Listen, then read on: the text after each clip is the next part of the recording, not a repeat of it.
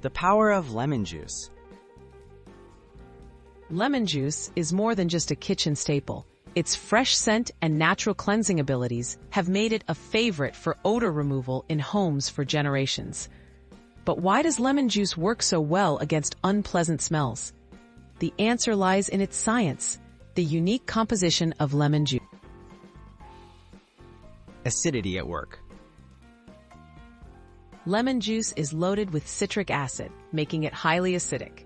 Many common odors, like those from fish, sweat, or garbage, are caused by alkaline compounds or bacteria.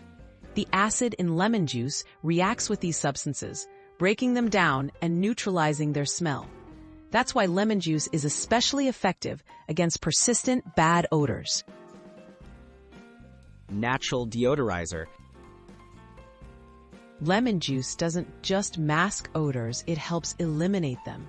Its citric acid attacks the source of the odor, while the natural oils from the fruit add a clean, refreshing scent. Unlike commercial air fresheners, lemon juice leaves behind no artificial fragrances or residues. How to use lemon juice for odors.